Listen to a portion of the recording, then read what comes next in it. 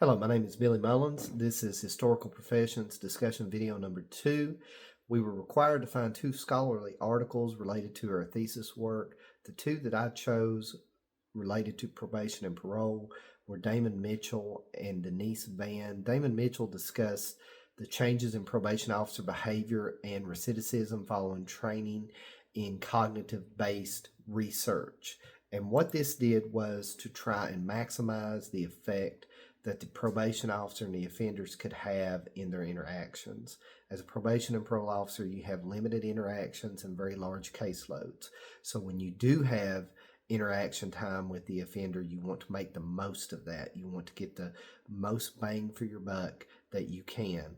Those who were trained in cognitive behavioral techniques, trying to get offenders to think about their actions, how they could change them, the effect that they could make.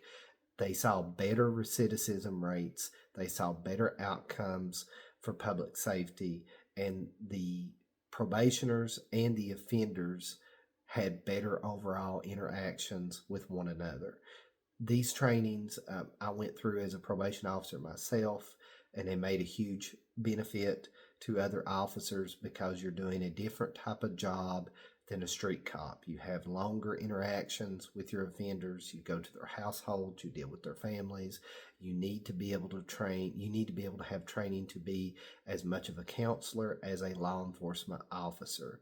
These training techniques and behavioral cognitive understanding really seem to help.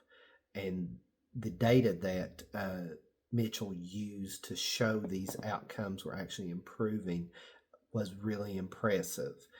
It was over many case studies to be able to show that the outcomes were good. The next one that I used was Denise Van, and this was a discussion on mental health and the effect on probation caseloads resulting from a nationwide study. And the large portion of any caseload for a probation and parole officer is going to be mental health. They estimate in this study, in this work, anywhere between 11 to 27%. It can be a lot higher than that because many of your primary substance abuse offenders have underlying mental health conditions that they're covering up by substance abuse. So you can have a bipolar, you can have a schizophrenic, you can have a severely depressive individual, and you don't know that because they're covering it up with severe and long-term substance abuse. You have to first treat the substance abuse to even be able to have a shot to treat the mental illness. Because if you don't get rid of the substance abuse, or at least take it off as the primary issue, you're not going to know where the mental illness starts and where the substance abuse ends, which one is affecting the other. A methamphetamine user can appear highly schizophrenic and highly delusional. It doesn't mean that they are. So once you remove the substance abuse, maybe they have no underlying issue. However, once you get rid of that, you may find that there are severe underlying mental health issues there as well that led to the substance abuse.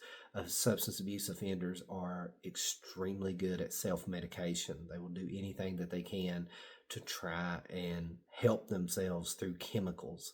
So dealing with and understanding mental health illnesses and how to take a rehabilitative approach versus a more retaliation approach with offenders is key to working with that group.